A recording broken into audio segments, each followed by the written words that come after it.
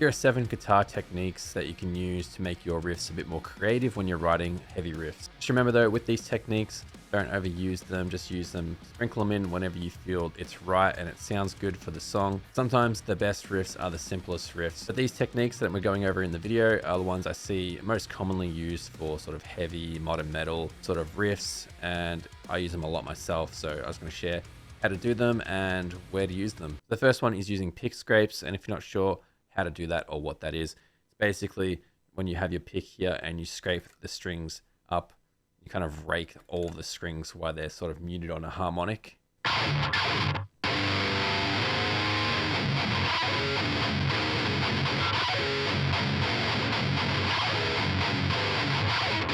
see a lot of bands use this technique like Spirit Box, and they're like probably the ones that use it the most. And it's really good for sort of in between chugs and giving a little bit of extra character instead of just plain chugs.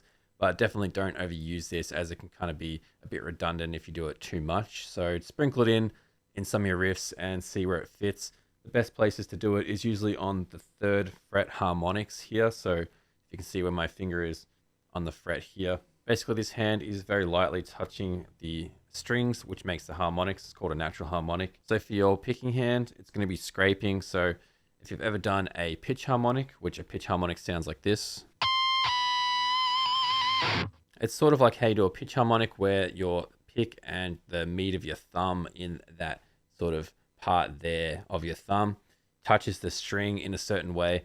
So you kind of have to figure it out and play around on the guitar. Because, for example, if I play these harmonics with that meat of my thumb,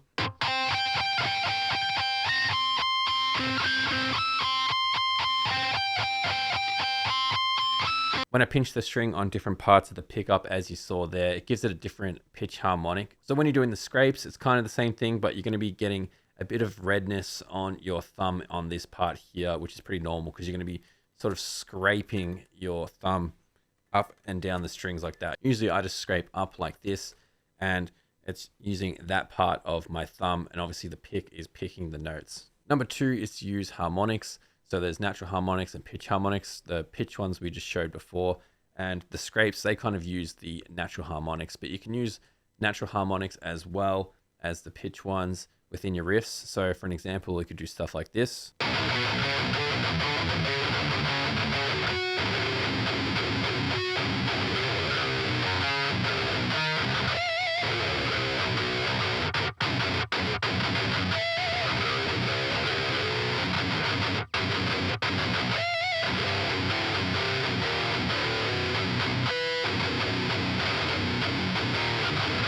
They're nice to throw in there if you want to add a little bit of variation to a certain riff. So depending on the riff, you might just add one harmonic just to kind of give it some character, or you could probably even just experiment and make the whole entire riff a harmonic, sort of like this.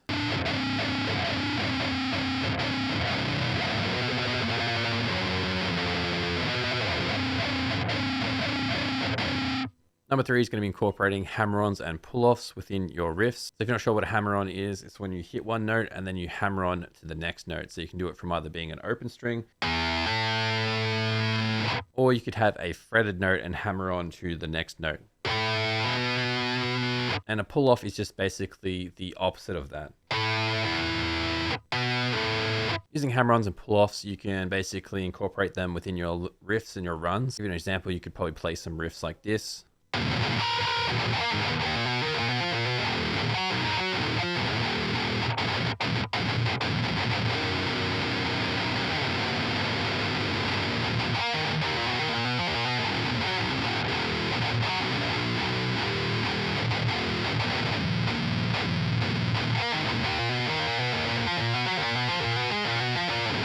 So with that riff, I was incorporating hammer-ons and pull-offs and also some tapping with just this hand here. So depending on the riff, you might do an entire tapping section, or you might do a combination of some chugs, some tapping, and some dissonant notes. So number 4 is string skipping, and instead of just playing on one string or the string just below it, you can skip to the 3rd, the 4th, the 5th, whatever you like. So depending on the tuning you're in, if you're in a drop tuning, like I'm on this guitar, so the lowest string here is in A, so a low A, and then it's obviously in an E for the next string. But if I skip one more string here, that makes it a A again. So I've got 2 A's. So if I'm skipping to the next string, I can do some cool octave stuff. But if I go even lower, I can do some more intricate stuff as well.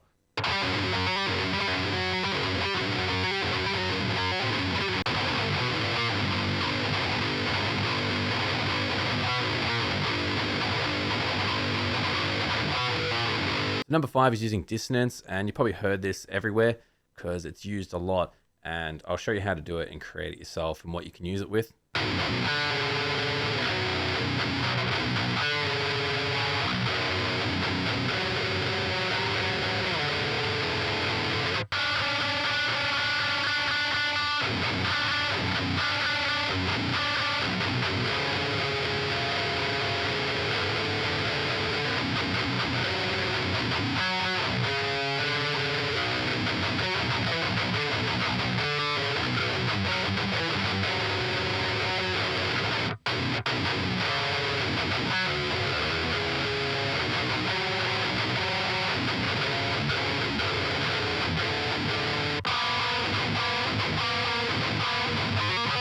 I love using dissonance. It's one of my favorite things to use when I'm songwriting and creating riffs. And it's super easy to do. You can use it throughout the riffs like that. And you can also use it in ways like for leads or cool intros. So it's really easy to do to make that dissonant sound. So you just want to play the note, play anywhere on the fretboard and any note. So basically I'm playing on the E string here, and I'm playing it at the 12th fret for this one, for this example. And the second note is on the next string down. So that's an E, and then we're going to be playing the F. So it's just a semitone up. So it doesn't really matter too much what the notes are. It just has to be a semitone up from that note. So from E, a semitone up, because there's no sharps or flats between them, it's going to be an F.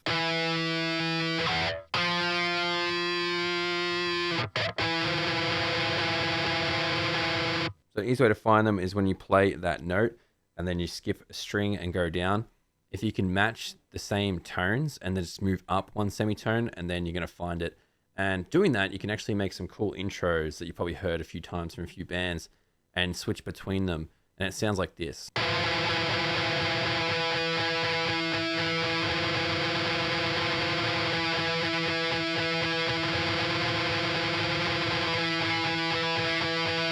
Now for me, I can just hear in my head already, that's some nice chugs and some drums that would sound awesome over that, and some heavy screams. So you can use this anywhere within your songs. You can use them for leads. You can use them for guitar parts. I'm a huge fan of using dissonance in all of my writing. Number 6 is going to be slides and bends within your riffs. A sliding note is going to go from one note and then slide all the way to another one. And bending the note is just bending the note to the next semitones, depending how much you bend the string. And this is also something that's used within a lot of riff writing as well. And some examples I'll show you here how to use it.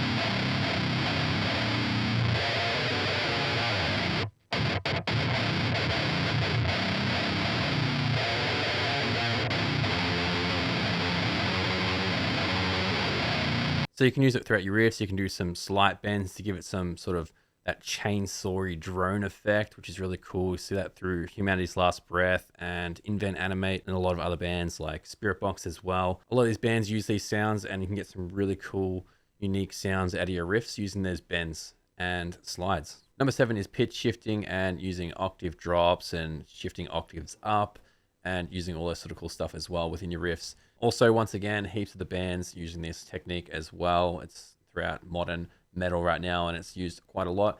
I have a video on pitch shifting. If you're not too familiar and you want to learn some more about it, you can check out this video card up here, and I'll go into more depth in pitch shifting. But basically, you can do some riffs where you just in your standard tuning, and if you add a pitch shifter effect to it, you can either automate it, or if you've got a pedal, you can just switch it live when you're playing and go from one tuning and drop it to a whole octave below, or even just a couple of semitones, which can be really cool as well. So for example, if I play this riff,